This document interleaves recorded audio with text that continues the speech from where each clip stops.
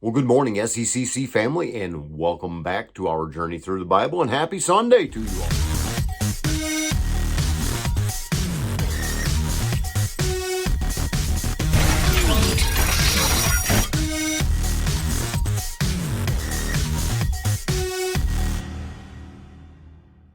Second Chronicles chapter 22.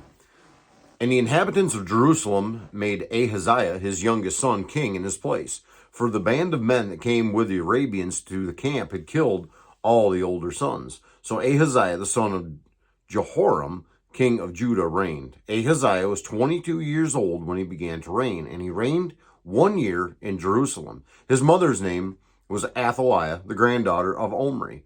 He also walked in the ways of the house of Ahab, for his mother was his counselor in doing wickedly. He did what was evil in the sight of the Lord, as the house of Ahab had done, for after the death of his father, they were his counselors to his undoing. He even followed their counsel and went with Jehoram, the son of Ahab, king of Israel, to make war against Hazael, king of Syria, at Ramoth Gilead.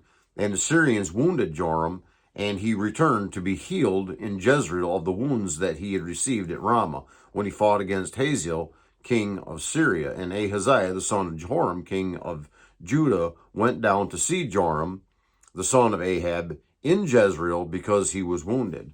But it was ordained by God that the downfall of Ahaziah should come about through his going to visit Joram. For when he came there, he went out with Jehoram to meet Jehu, son of Nimshi, whom the Lord had anointed to destroy the house of Ahab. And when Jehu was executing judgment on the house of Ahab, he met the princes of Judah and the sons of Ahaziah's brothers, who attended Ahaziah, and he killed them. He searched for Ahaziah, and he was captured while hiding in Samaria, and he was brought to Jehu and put to death. They buried him, for they said, he is the grandson of Jehoshaphat, who sought the Lord with all his heart. And our house of Ahaziah had no one able to rule the kingdom. Now when Athaliah, the mother of Ahaziah, saw that her son was dead, she arose and destroyed all the royal family of the house of Judah. But Jehoshabeth, the daughter of the king, took Joash, the son of Ahaziah, and stole him away from among the king's sons, who were about to be put to death, and she put him and his nurse in a bedroom.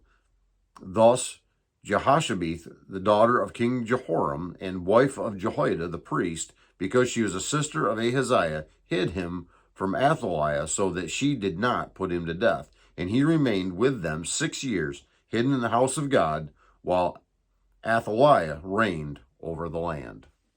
Chapter 23.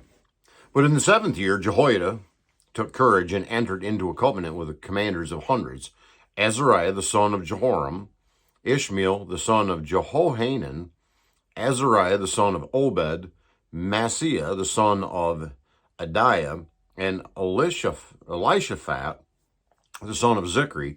And they went about through Judah and gathered the Levites from all the cities of Judah and the heads of fathers' houses of Israel, and they came to Jerusalem. And all the assembly made a covenant with the king in the house of God, and Jehoiada said to them, behold, the king's son, let him reign, as the Lord spoke concerning the sons of David. This is a thing that you shall do. Of you priests and Levites who came off duty on the Sabbath, 1/3 shall be gatekeepers, and 1/3 shall be at the king's house, and 1/3 at the gate of the foundation, and all the people shall be in the courts of the house of the Lord. Let no one enter the house of the Lord except the priests and ministering Levites. They may enter, for they are holy, but all the people shall keep the charge of the Lord. The Levites shall surround the king, each with his weapons in his hand, and whoever enters the house shall be put to death. Be with the king when he comes in and when he goes out. The Levites and all Judah did according to all that Jehoiada the priest commanded, and they each brought his men who were to go off duty on the Sabbath with those who were to come on duty on the Sabbath. For Jehoiada the priest did not dismiss the divisions, and Jehoiada the priest gave to the captains the spears and the large and small shields that had been King David's, which were in the house of God. And he set all the people as guards for the king, every man with his weapon in his hand, from the south side of the house to the north side of the house, around the altar and the house. Then they brought out the king's son and put the crown on him and gave him the testimony. And they proclaimed him king, and Jehoiada and his sons anointed him. And they said, Long live the king. When Athaliah heard the noise of the people running and praising the king, she went into the house of the Lord to the people. And when she looked, there was the king standing by his pillar at the entrance, and the captains and the trumpeters beside the king, and all the people of the land rejoicing and blowing trumpets, and the singers with their musical instruments leading in the celebration. And Athaliah tore her clothes and cried, Treason! Treason! Then Jehoiada the priest brought out the captains who were set over the army, saying to them, Bring her out between the ranks, and anyone who follows her is to be put to death with the sword. For the priest said, Do not put her to death in the house of the Lord. So they laid hands on her, and she went into the entrance of the horse gate of the king's house, and they put her to death there. And Jehoiada made a covenant between himself and all the people, and the king, that they should be the Lord's people. Then all the people went to the house of Baal and tore it down. His altars and his images they broke into pieces. And they killed Mattan, the priest of Baal, before the altars. And Jehoiada posted watchmen for the house of the Lord under the direction of the Levitical priests and the Levites, whom David had organized to be in charge of the house of the Lord, to offer burnt offerings to the Lord, as it is written in the law of Moses, with rejoicing and with singing, according to the order of David. He stationed the gatekeepers at the gates of the house of the Lord, so that no one should enter who was in any way unclean. And he took the captains, the nobles, the governors of the people, and all the people of the land, and they brought the king down from the house of the Lord, marching through the upper gate to the king's house, and they set the king on the royal throne. So all the people of the land rejoiced, and the city was quiet after Athaliah had been put to death with the sword. 2 Chronicles 24. Joash was 7 years old when he began to reign, and he reigned 40 years in Jerusalem. His mother's name was Zibiah of Beersheba. And Joash did what was right in the eyes of the Lord all the days of Jehoiada the priest. Jehoiada got for him 2 wives, and he had sons and daughters.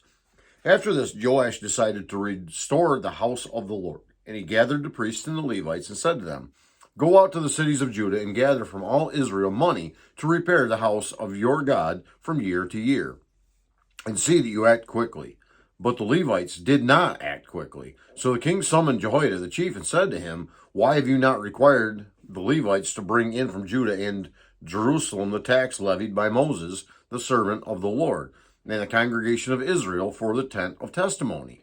For the sons of Athaliah, that wicked woman, had broken into the house of God, and had also used the dedicated things of the house of the Lord for the Baals.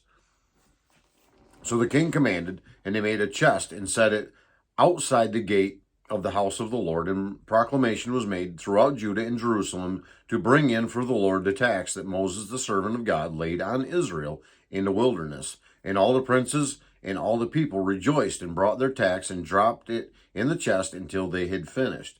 And whenever the chest was brought to the king's officers by the Levites, when they saw that there was much money in it, the king's secretary and the officer of the chief priest would come and empty the chest and take it and return it to its place. Thus they did day after day and collected money in abundance. And the king of Jehoiada gave it to those who had charge of the work of the house of the Lord. And they hired masons and carpenters to restore the house of the Lord, and also workers in iron and bronze to repair the house of the Lord. So those who were engaged in the work labored, and the repairing went forward in their hands, and they restored the house of God to its proper condition and strengthened it. And when they had finished, they brought the rest of the money before the king and Jehoiada, and with it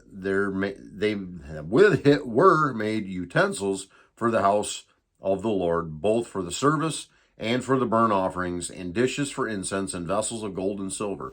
And they offered burnt offerings in the house of the Lord regularly all the days of Jehoiada.